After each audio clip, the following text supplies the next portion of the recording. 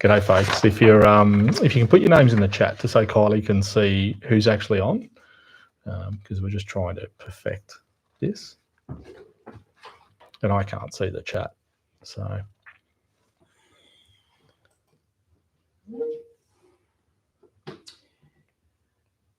Okay.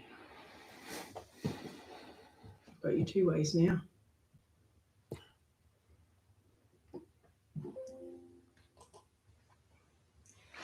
Kate Parsons said we can see it, Kylie.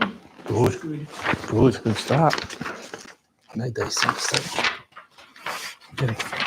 Getting old. Worst business, you put them on once for the day, you're committed. I think once you start using them, your eyes go worse as you go along. Okay. 7:02. Let's rock and roll. So you want to start? Yep. So I guess if others jump on as we go through. I just said the chat's disabled. I'll have to chat through. Ask them to chat through Teams or email or text me or email. Yeah, so if you've got questions as we go on, maybe text Kylie if you've got her number, which is 0438 0438 415 813. 813. All right, we'll kick it off. Thank you. Thanks for putting up with us, folks. We just had a few little issues trying to get this thing live, as you can probably tell. So, but thanks for joining us on a weeknight. You know, I think it's always a little bit difficult after we've all worked for the day to try and concentrate. So, I'm here today with Kade Dowie, who's our ACFO for District 10 in Sale. And he's been kind enough to join us tonight to give us some insights into what it's like to be a level 3 incident controller. So there's not too many level 3 incident controllers around. Kate might give us a bit more of a heads up about that, but yeah, it's a pretty fine group of people. I think a level 3 incident controller. Takes a bit of work to get there. Yeah, so there's a lot in it. We might talk a little bit about that at the end, but just how we get there. But so I'm a volunteer in District 10 as well, and I'm a DMO. So Cade's my boss twice, so I'm going to try and look after him a little bit tonight. I can't put him under too much pressure. So a little bit about Kade. He joined CFA in 1992 as a junior in Colac. He doesn't look that old. He joined CFA in the career ranks in 2002. He had all the roles of firefighter to senior station officer in the West of the State, Ballarat, Melton, Hoppers Crossing. Spent 12 months as a structural instructor in 2007. Commander in 2017 as the officer in charge of the Lucas Fire Station. So was that the first officer in charge? CFA's first career-only fire station. Yeah. So yeah, so that would have been a big thing. ACFO at headquarters 2019 to 2021, and I think you're in the performance. Yeah, performance improvement for that time. Yep. Yeah, I think we did a little bit of work there actually. State duty officer in 2019, 2020. That would have been interesting. Yeah, that was a good night out. There wasn't a lot of sleep that I had that night. ACFO in District 5 from 2023 2024. Before the Grampians fires, so when I left it was all under control over there. It was okay when you left it. And then from the 1st of July here in District 10. So level 3 incident controller from September 2019.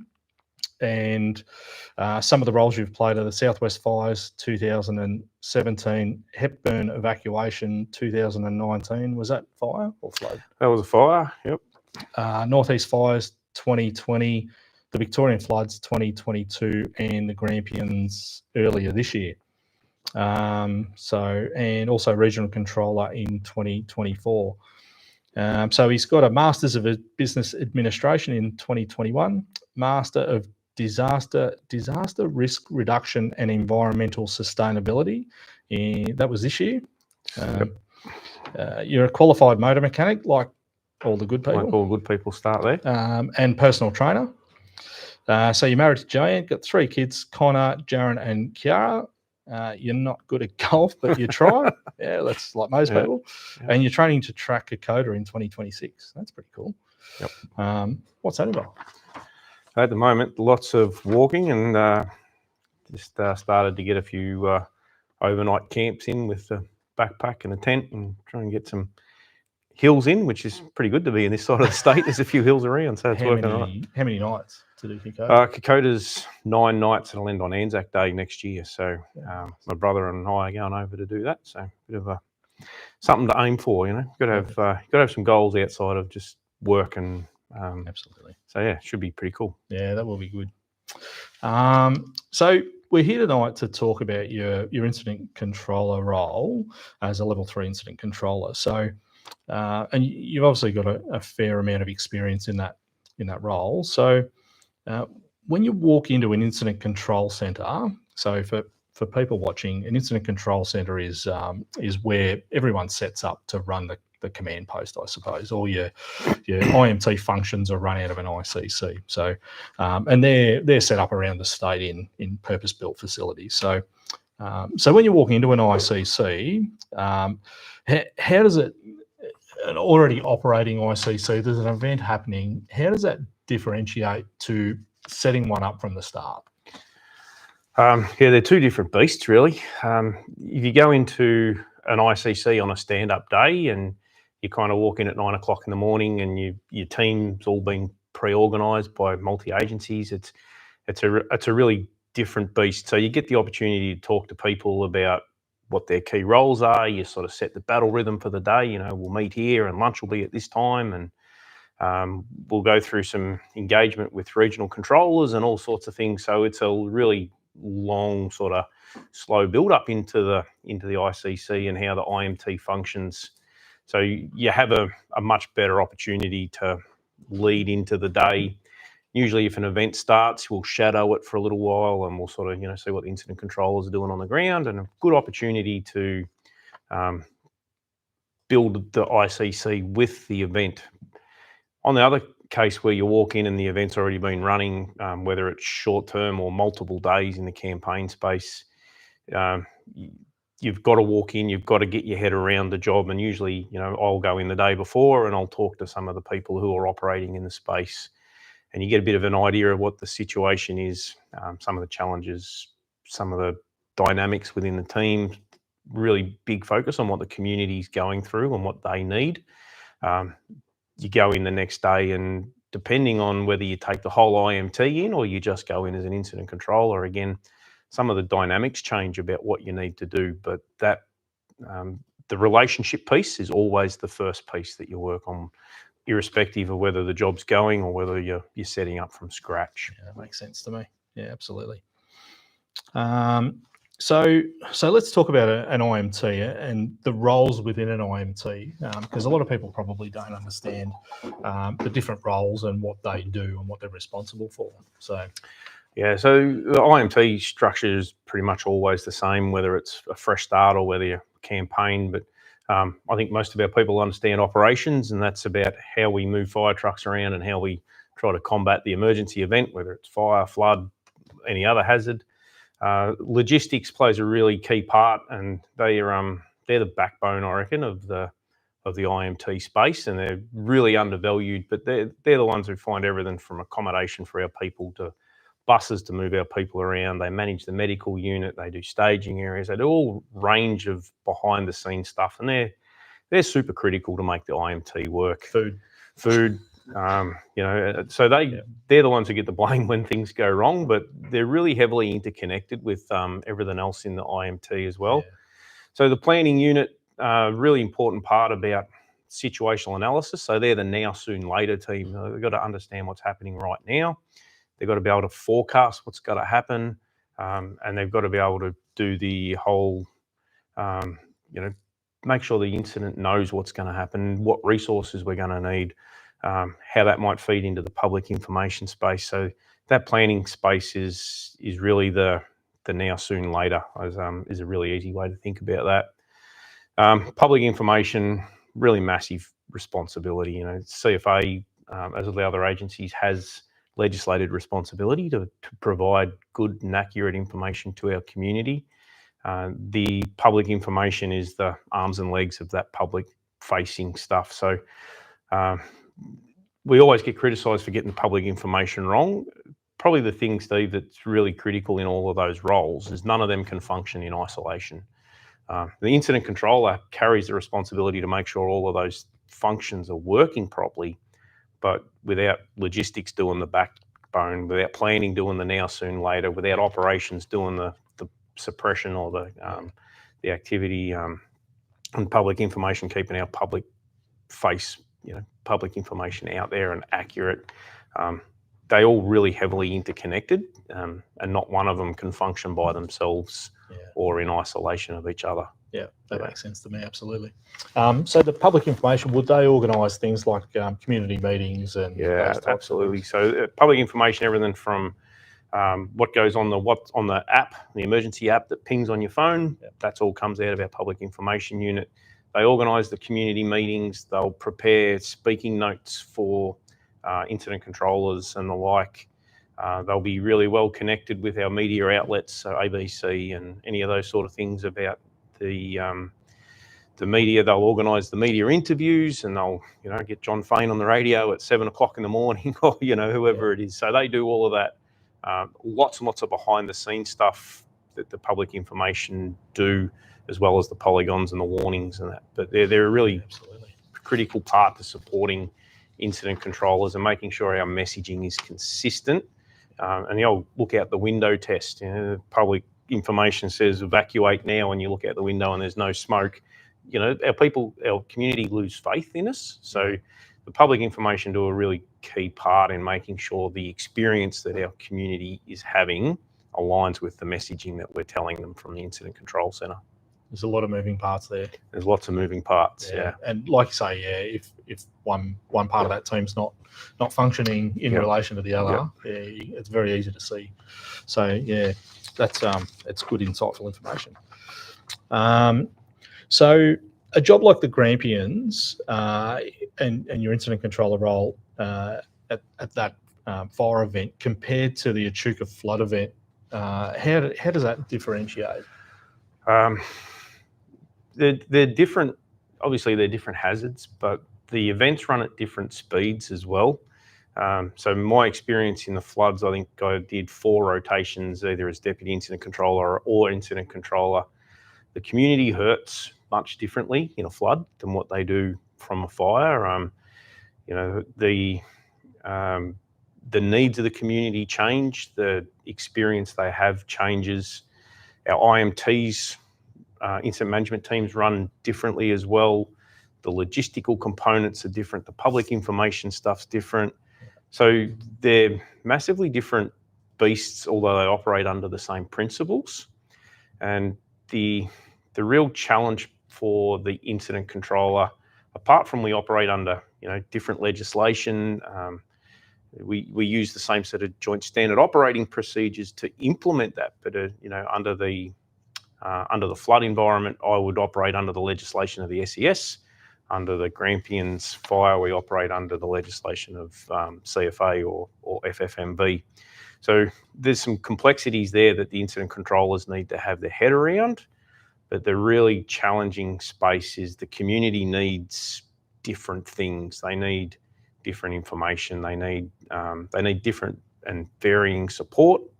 So again, the floods, people, their houses are still there. They want to get back in, but you're dealing with mould and asbestos and cleanup, and versus a fire.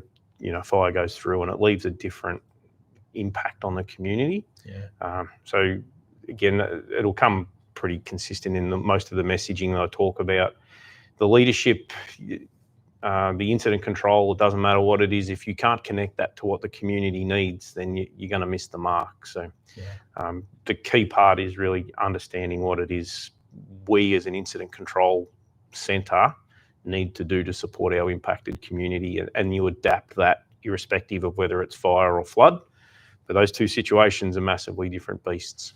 So what about, just to throw something a little bit different into it, what about a swine flu or an avian influenza type activity? Is that something that you can step into as an incident? Yeah, theoretically, controller? a level 3 incident controller is endorsed for all hazards. The control mechanisms still stay the same. If I was to go in and manage the avian flu situation in Victoria over the last 12 months, I'd be really dragging somebody with me who understands that hazard and understands how that works. But the principles of the leadership in the incident management team can apply to all hazards, absolutely. So I guess that's where your operations focus, I guess, would be you'd need that subject matter expert. So it's a fire, you'd need someone with good fire experience. If it's a flood, you need, someone who's going to understand that flood overlay, or avian flu, you need, a vet. Again, you set yourself up to fail if you think you're going to be the master of all of those hazards. You need to bring a team of people with you to be able to deal with it. So we've got a question from Jaden, who said, it was told after the 2019-2020 fires that the ICC had fire modelling for that fire and where it would burn, which is probably part of that planning function with Phoenix. And what's the new one that we use now? There's Phoenix Rapid Fire, but there's Tarnook and a few other different things. But I'm not an F-band, so I won't go into the tools that they use. So there's some stuff we can use. I was told after the event that the fire ended where predicted by the ICC. Just wondering if this info is available to CFA on the ground during the event. That's a good question. As on the night of the fire, we had no idea about any fire predictions other than it would impact us. So I probably can't answer the question specific to that incident management team, and I don't know the knowledge. I don't have the knowledge of whether strike team leaders or whatever had access to that. The reality of how they operate, how an ICC operates, is we do have access to the predictive stuff. Sits at the State Control Centre, there's fire behaviour analysis, there's a whole range of experts who can draw predictions on maps, and sometimes I'll get the map book out and the ruler and use the FDI and say in 2 hours it'll be here, in 3 hours it'll be here. Yeah. Sometimes that stuff's just as accurate. Yeah. One thing that I will never underestimate, and you go and talk to, one of the first things I did when I got into District 10 was to get the group officer and go for a drive around. And they tell you that the fire will go this way over the hill, and that's what the predictions are. And you'll say it won't do that. It'll come back this way because of the local wind effect. And so never underestimate the value of the local knowledge. Use the predictive stuff, but the local knowledge and the lived experience. Floods are a Monty. The water went here in 2011, and just about guarantee you it's going to go there in 2022, and it did. So the land doesn't change, does it? Exactly. So your local knowledge is critical. To the question about whether it's available to the ground crews, I would like to think that in an effectively operating IMT, that information from planning is shared with operations, and then it should go through the operational structure through your divisional commanders down to your sector commanders, and it should be available on the ground. The reality is that information travels slower than fire, so sometimes your best laid intentions to have that intel on the ground of a firefighter. So somebody driving around on the back of a tanker, I think it's unrealistic that they would get that level of intel, but I would think it's very unlikely that the operations unit of the incident management team hadn't seen that intel.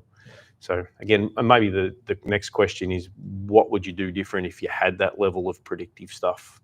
Yeah. So I'm not sure that answers the question. I don't have the details specific to that event, but if the operations function has that information, then they're making decisions and giving you advice using that data to say, hey, this is potentially where it's going to impact by tonight. Absolutely. Let's put our plan in place. So and that would be feeding into what the incident shift plan is. So that what we're briefing our people going onto the fire line. You might not get briefed to the stage where it says it, incremental predictions of where fire is, but I'd be highly confident that it's fed into what the SMEAX briefing that our crews would be given before they're going onto the fire line. Yeah, and I guess that's always been a bit of a challenge for us is that you get an IAP at the start of shift, so an incident action plan for anyone who hasn't got one, and it's a document, it's a written document in paper. It could be 60 pages long, and it's about who the sector commander is, what radio channel, what their name is, who's operating there, some maps, and I guess that's quite often 12 or 24 hours old, which can give us some information that's not current. But I think we're getting better with tablets in trucks, and potentially in the future we can have a live IAP updating hourly. One of the things we did in was incident controller at Aberfeldy, so we're operating out of the Erica fire, but that would have been 2019, I think. But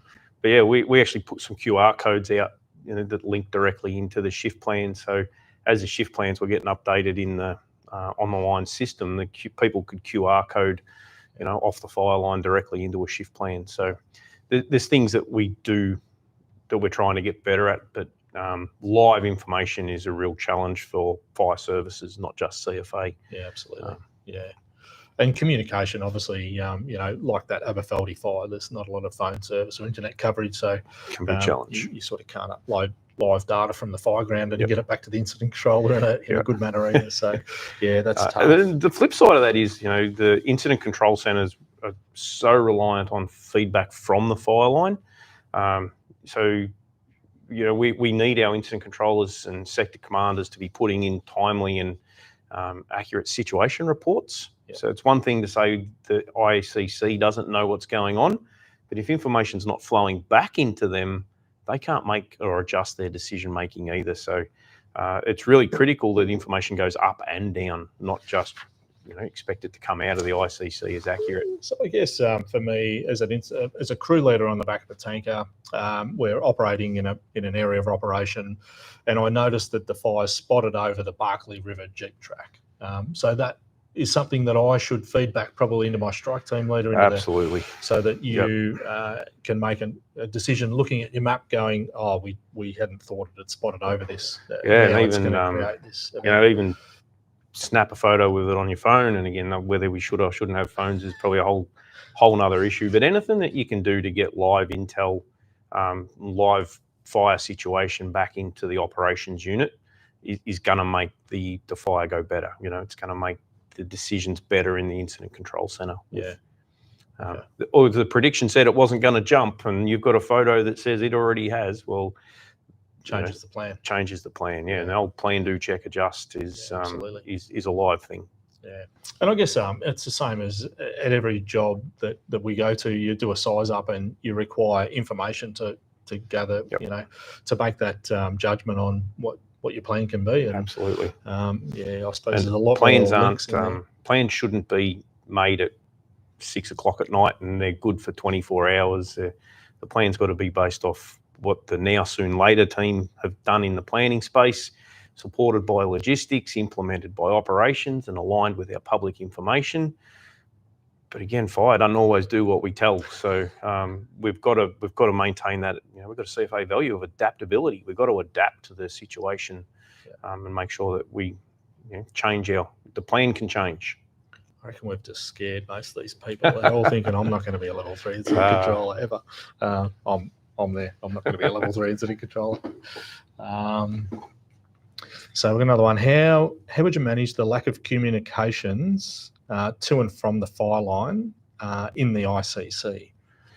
Yeah, it's a big challenge, and I run a question, and I ask this quite often in my ICCs. If we shut the door and went home, would anyone know? And if the answer to that is no, that means we're doing it wrong. And I think that's a really good temperature check about making sure that not only we've got a good plan, our people on the ground have been briefed about what the plan is. They should have a copy of the shift plan, at least at sector control, sector leader space, ideally at strike team leaders. But we need to make sure that we've got that good connectivity to that. And again, the pulse check is the plan was that the fire would be here. And as we just talked about, the live intel comes back that it's not really aligning with the plan. That's a really good check that we're right. One of the things we did in the Horsham fires recently was we had we had some real challenges with CFA strike teams not being connected to the incident control centre. We actually put group officers in at each of the DivComs, or at least had someone assigned to the DivComs. So if that division activated and there was some fire activity, there was somebody in the incident shift plan allocated to go in and make sure that our CFA people were being well looked after and represented in the operational space. So it's a real challenge for us. And again, we have multiple agencies. There's effectively 3 different fire agencies, and they're good at looking after their own people. Sometimes they don't understand how other agencies operate, or they don't actually have the connection into. So it's something that we've got to work really, really hard on, and we make sure that. But how do I do that? I make sure we've got the right people in the right spots, and I go back to that local knowledge about make sure you've got DGO or a group officer or somebody with experience in the ICC who can connect our people into the key parts of the incident control centre. Yeah. Which comes back to your relationships as well. Yeah, absolutely. So better ring Frank down there, because that whole area is his farm, and he's pretty cranky when fire goes through there. So let's ring Frank. And again, I'm pretty lucky. I've worked in a lot of different parts of the state, and I've still got group officer phone numbers. And again, when I was in Horsham, first thing I did was ring up the MacArthur group officer and Huey, what's going on? How are your people connected? Yeah. He's like, it's not working real well. Righto, let me fix that for you. So you'll never have too many phone numbers in your phone of key players across the state. Absolutely. Yeah, that's really good advice. Yeah. So probably, can you explain the difference between a level 2 and a level 3 job? And I guess we probably should go back a bit further. We're sitting in the deck. So let's go all the way from a level 1 job to when a deck operates its function within that structure as well. Then we go to a level 2, level 3. It's probably, there's a lot in that. But yeah, there's a lot. In simple terms, your level 1 jobs are your everyday. Pager goes off, our brigades go out, they deal with it. They don't need any help from anybody. Pretty easy. That's your everyday run-of-the-mill job. Practical example, we had a fire here in District 10 day before yesterday, might have even been yesterday, involving an acetylene cylinder that was on fire. It's still a level 1 job. I was sitting in here in the DCC. I jumped on the radio, asked for the additional information, just made sure we had the right brigades responding.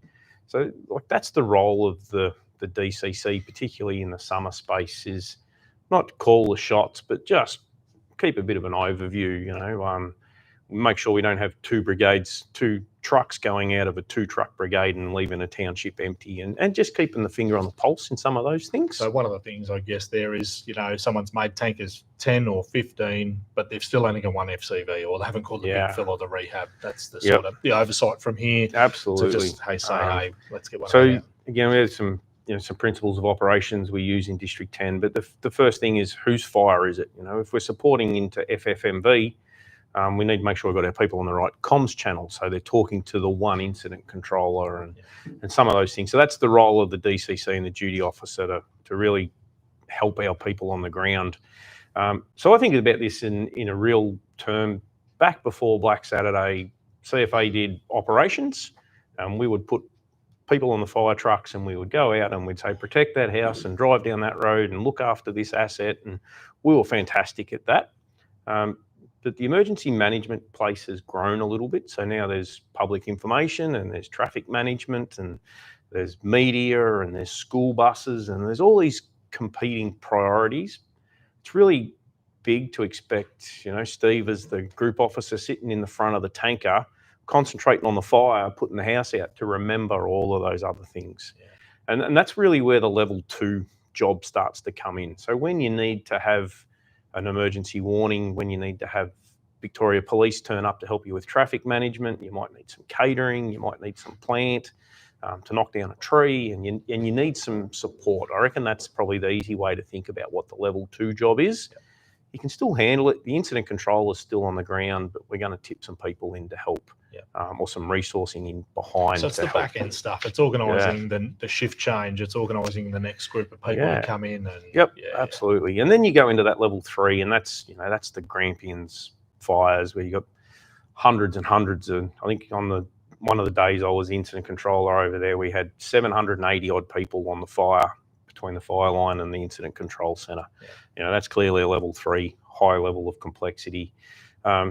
We look at, local fire this year. We had the Lacola fire up at Mount Margaret River. There was fire up at the Wanangata. Look, they were 4,000 to 5,000 hectares. It's just trees. FFMB were able to manage those fires themselves. Technically, they're a level 3, but they didn't need to go into an ICC with multi-agency. They had the capability to look after it. So it's a little bit of horses for courses, I reckon. But in reality, if you think level 1 is our everyday, level 2 is the everyday with some support from your district duty officer and maybe some other agencies.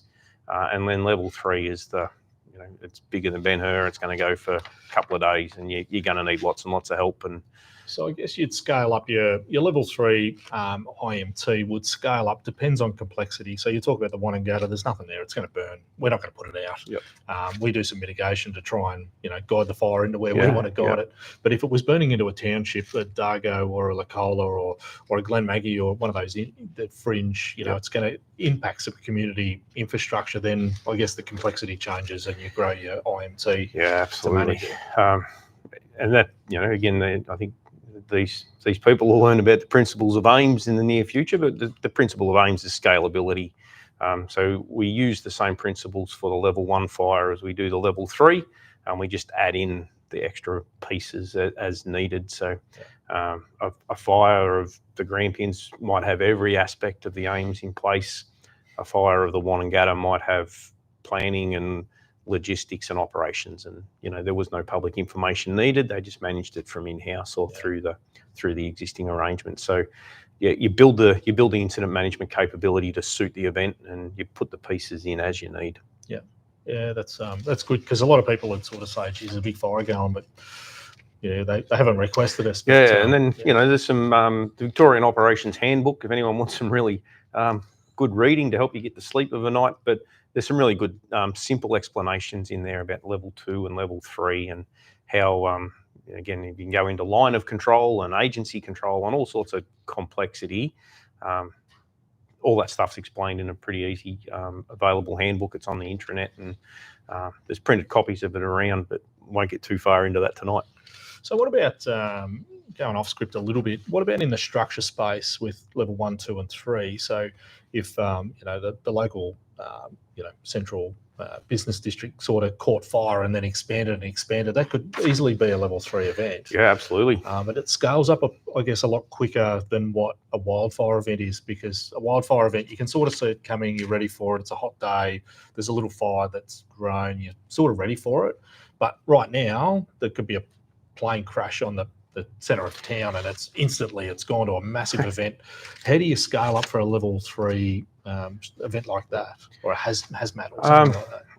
I don't know. I think from a level 3 incident controller perspective, it probably needs to go in through the agency duty officers, and then they'll be like, "Oh, this is escalating. I need help."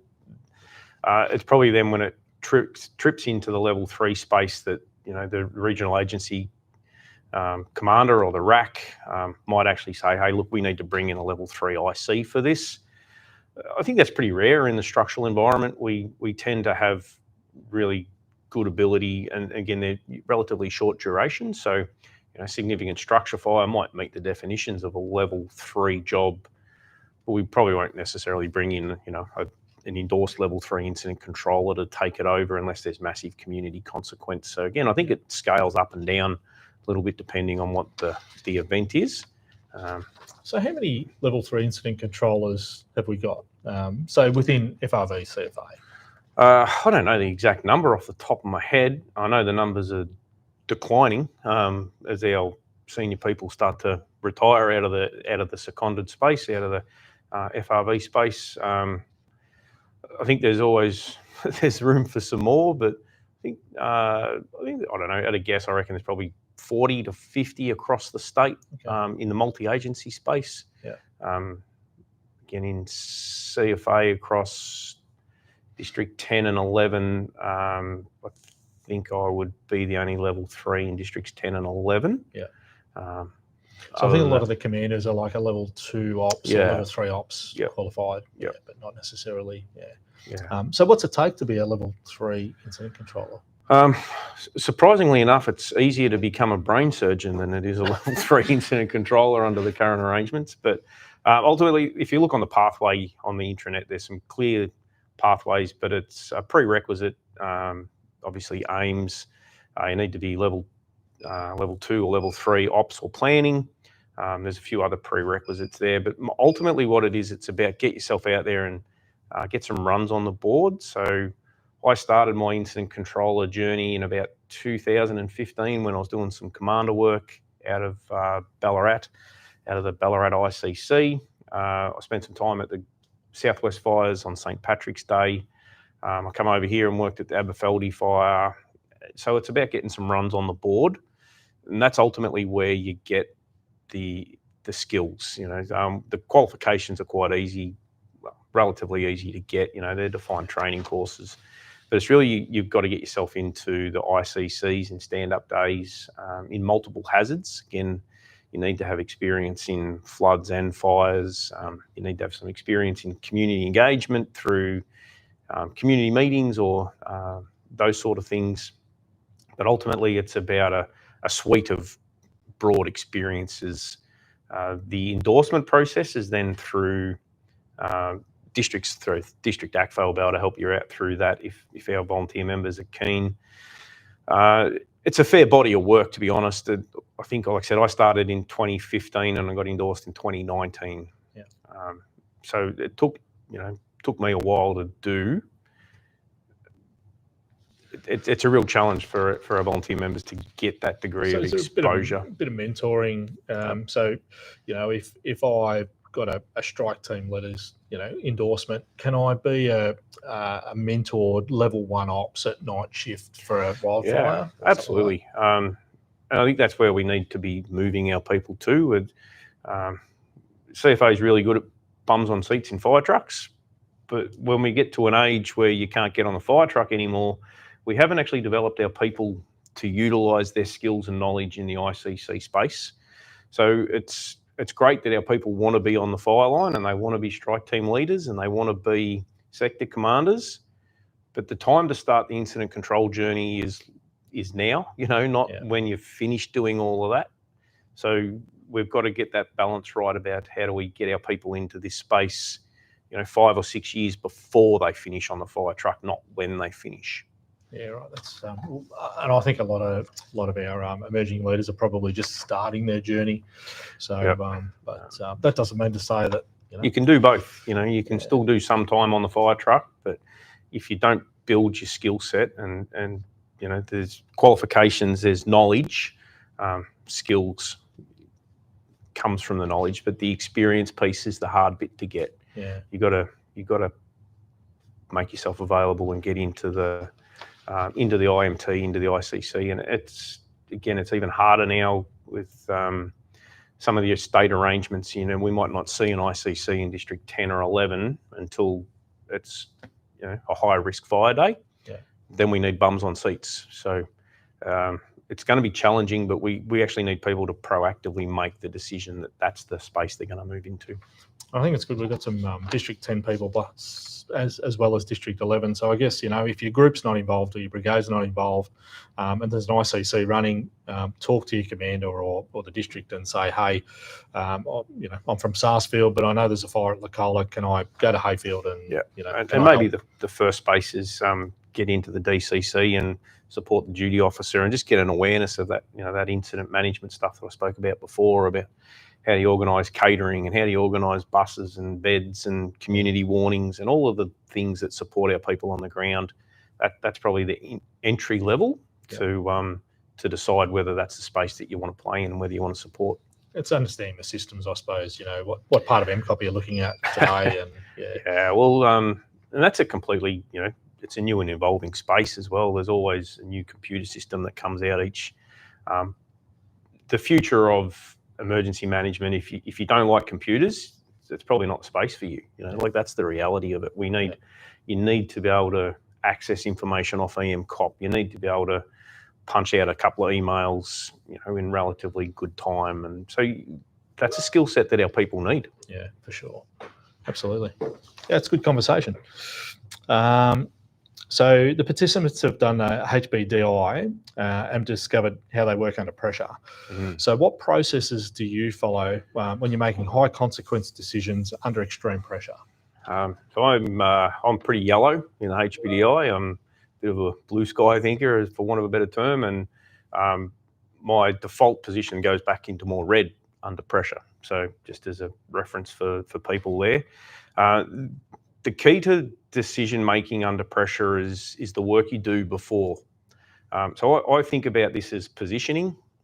And what I mean by that is very rarely will someone make a great decision when they haven't positioned themselves about the decision they're going to make. So in the incident management space, the positioning is about understanding what skills do you bring, Steve? What skills does the planning officer bring? What's happening out in the event? Who are the people that I need around me when the decision needs to be made? And there's really cool tools that sit in the joint standard operating procedures and schedules and decision matrices and all sorts of things like that. But as an incident controller, and I think I mentioned it before, you don't have the brain capacity to be across everything and make the decision. And if you think you do, you're set up to fail. Okay. So what I do in the decision-making space is about understand who's in my team and understand a little bit about that predictive stuff. And a practical example, I think I mentioned it in my little bio there about the Hepburn evacuation. To evacuate a town at 4 o'clock in the morning is not a decision you make on your own. You've got to have the right people, and you've got to get those people in and have them close to you. So when you are positioned to make a decision based on the situation, not forced to make a reaction based on the situation. And I think that's easier said than done, but can't emphasize it enough. Don't get yourself in a position where you have to decide right then and there without the information. Build yourself into a situation where you've got a team of people or the right access to the right information, or at the very least, you've got to make a decision. Have someone to bounce some ideas off. And that's the true value in the IMT space is there'll be an idea in that IMT that you haven't even thought of. And usually it's the local. Usually it's someone who I've seen that happen before or I've lived that before. And there's a whole range of stuff that you can study and look into, and but ultimately it's about position yourself to make the decision rather than be forced to react. Yeah, that's good. And I guess even at a local level, it's it's about drawing on your resources to have that experience, even if you don't have the experience yourself. It's about talking to the brigade captain that turns up on the next truck and say, look, I'm not really sure about this. I'm thinking we do this, but what do you reckon?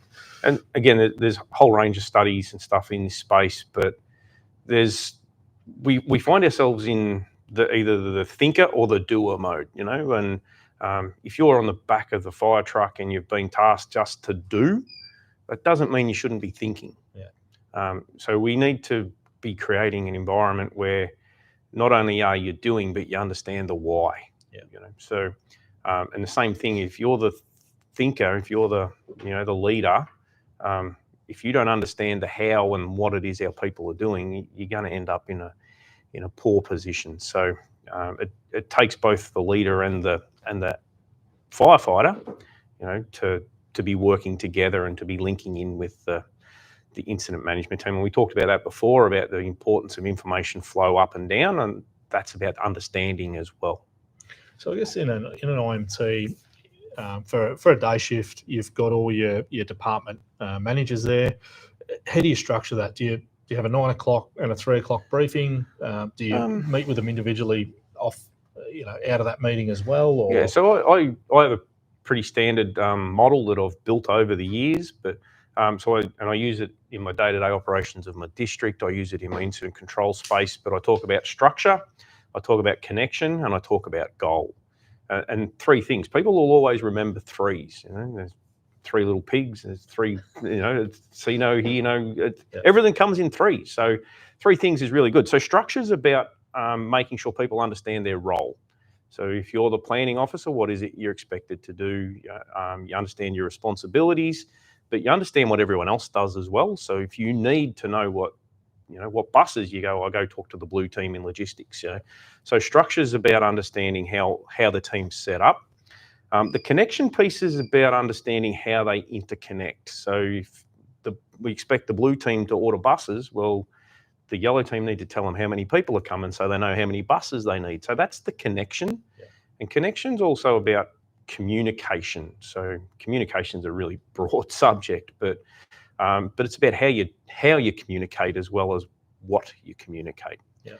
And the third one's about understanding the common goal. And again, we talk about in the incident management space, do our people on the ground understand what is the goal of the day, and objective setting and all those sort of things that come out of basic firefighting are no different in a level 3 incident control space. They're just on the broader scale. So how I manage that in the incident management team, I will talk at the start of the day about how I want the ICC to run, what time we will do things, what time lunch will be, what our roles are, how I expect people to communicate.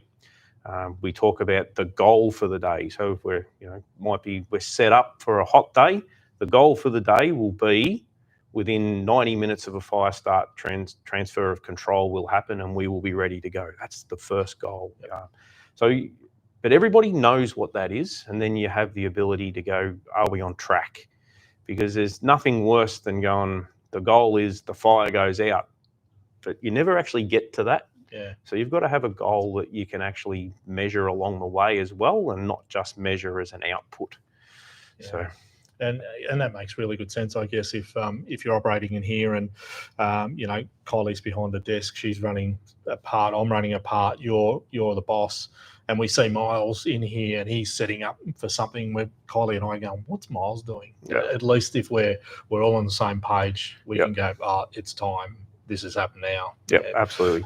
So, and you need everybody to understand that they've got different parts to play in the delivery of the goal. But I've developed that over a couple of different stints in the ACFO role or in the headquarters space. A little bit of leadership stuff that I've worked on outside and, talked about some of the study and education I've done. But I've found that's a really solid model that works for me. And again, if I can come in and talk to people about, hey, I might seem a little bit abrupt, or I might seem a little bit arrogant, or I might seem a little bit out there as an individual, but I can talk about the structure, the connection, and the goal, and people will go, oh, yeah, actually, I get it. So we're not leaving people to make an assumption about whether you're good at your job or whether you're a good person or whether you're a good personality. So you've got to have some really good self-awareness in a leadership role, and that's probably one of the bigger things I've learned along the way is be aware of who you are. That's good, because the last session that I ran for these guys, we talked about a couple of those things about self-awareness and knowing your strengths and weaknesses. Yeah. And we also talked about objectives on the fire ground and just set objectives and don't overcomplicate it. Fire's pretty easy. No one's ever put a fire out from inside the ICC. We just manage the people who do the work. So, but it is a really important function, and as a DMO, so we work under logistics, but very roughly, because our roles are very complex and no one understands it. So, and we don't listen to anyone anyway. But when DMOs come into an IMT space, it's very dynamic and there's lots of people, and but you get a lot. There's so much power in an IMT as well. I've walked in and said, "Hey, look, I need a D8 with a winch," and logistics go, "Okay, where's your phone number? We'll get you one." Yeah, they make it happen. So so there's nothing off limits, and some really good work that goes on in there. So the last question we've got here, and I've probably got a few others, but are there any challenging incidents that you can talk about, and what you would do differently? I guess along your journey, and don't give us any specifics about this bloke. Probably. I think you would always. I think you would nearly always do something differently if you had your time again. Probably the thing that I have learnt the most along the way probably comes back to that self-awareness. as part of the level 3 endorsement process, we spend a bit of time with Sam Dwyer, and does some psychometric testing and some psychoanalysis stuff, and gives you some feedback on who you are. And one of the real challenges in that space is actually accepting that other people will see you different to what you think you are. And I thought, I was such a fantastic leader, and I had these things on my shoulder, and it made me great. And I got some fairly honest feedback that that might be great, but it's not perfect for every situation. And you have to go out and learn how to lead in different circumstances, because if you rely on your rank or your position all the time, again, you're going to get caught out. You're going to come unstuck. So you've got to build that suite of leadership skills. And I could talk about some of the earlier things I did in the incident control space, where I was really heavily rank dependent on my leadership, and almost thou shall do what I say because I have a position. I've turned my whole leadership approach around now, where it's I talked about before about using connection, structure, and goal, and empowering people to do. And you mentioned about the amazing stuff that happens out of an IMT. Like, a good leader empowers that to happen, not directs it to happen. So I've had some challenging incident control situations, like I talked about evacuating Hepburn, shut down butter factories in the Cobraco fires out of the southwest that was costing multiple billions of dollars. And like, the consequence part is really challenging, but it's the people space that is where your power really lies. It's a hard journey to get your head right in the people space, because that's where you're going to make the biggest difference. And particularly if you go back and engage with community. And I know when I started my incident controller, I was really fearful of being made to go and do a community meeting. Like, nothing scared me more than standing in front of a community that's just been impacted by a major emergency, and having them yell at me because they'd had the worst day of their life. And now it's the thing that we do first. So that's probably the biggest learning, is don't be scared of the hard bits. Do hard bits first, because they're usually not as hard as what you think, but they'll give you good value. I'm just trying to envisage that conversation at 4 o'clock in the morning with the police superintendent saying, "Hey mate, we're going to evacuate this town." That would have been an interesting. And it was maybe a story for another day, but it was 28 hectare fire, so not very big, about to burn into the back of Hepburn. So we expected it to impact at about 6 o'clock in the morning, basically under topography. And the state weren't very interested in helping us for a 28 hectare fire until we pulled the trigger on an evacuation. And we moved up the critical incident response team out of Melbourne at 2 o'clock in the morning in preparation for it, signed off on the evacuation order at 4, and by 6:20 we had 15 streets of Hepburn evacuated. And the state were pretty interested. We got all the aircraft we wanted at that hour of the morning. I can imagine. So but again, it's they're probably easy to do things because there's process to follow. It's the people space that's always challenging. Yeah, and I'm just sort of thinking about an IMT's obviously difficult. Level 3, it's summer, and then managing yourself. So you've got to go 6 hours in the car to get there. You're sleep deprived because you're in a motel, and the strike team from District 10 are there, and they're playing up because they've done night shift and they're having a few beers. It's the last night, so you don't sleep well. The home life, the wife rings and says the kids are sick and the bills haven't been paid, and the bathroom fans stopped working. So you've got all those pressures. Then your phone's ringing at 2 o'clock in the morning as well, going, "Hey, we're going to need you in here a bit quicker." And there's all those things, I guess, that build up. So that knowing yourself and absolutely. Self-awareness and self-control. It's easy to say, and we're sitting here having a chat, but you're not going to win by panicking. You can't lead if people think you've lost control of yourself. So it's really, really important part to be even if on the inside you're crapping yourself, for want of a better term, you've got to be able to maintain that ability to keep your team. And again, I can think of it. I was a duty officer and standing in a DCC one day, and one of the volunteers who was in there was in for operating the radio, and we had Mayday, and we had tanker crew burned over, and it was looking pretty scary there for a while. But our volunteer member was just lost control because of the stressful situation we're in.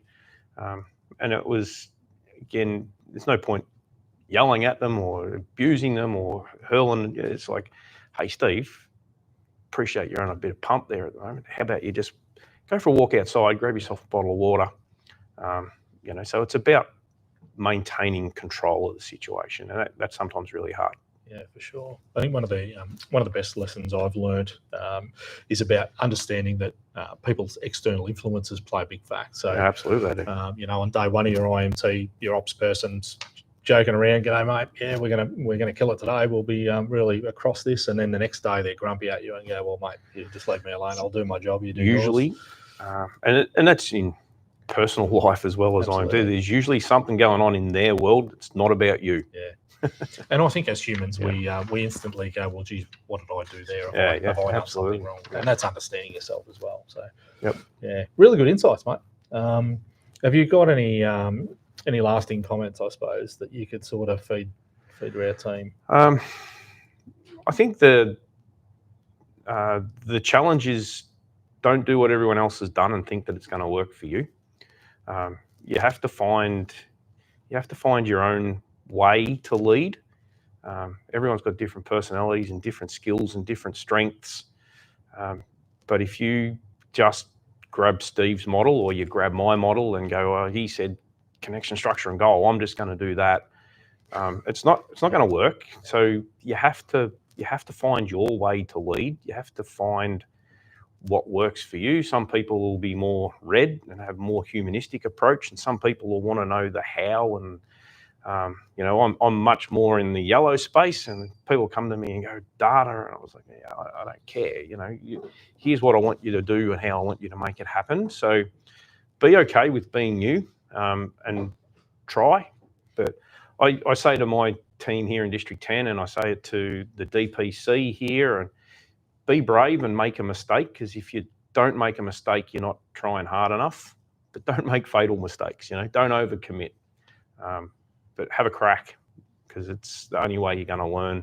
If you just operate inside your own little circle of comfort, that's where you'll stay forever.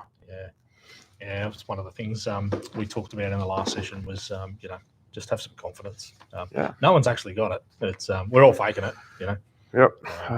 Act face, fake it. Well, you don't. Yeah, you don't know it until you have a try. So the more you try, the more you'll know. Absolutely. Yep.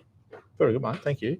Thanks for tuning in. Hopefully this has been worthwhile, and you guys have got something out of this. And hopefully Kylie can produce something and maybe send it out to a wider audience. And this might be something we do a little bit more of. So thanks very much for your time, and thank you, Kade. It's cool. Thanks everyone for joining. A level 3 incident controller. So cheers.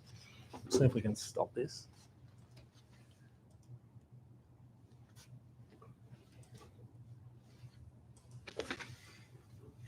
Well done. Thank you.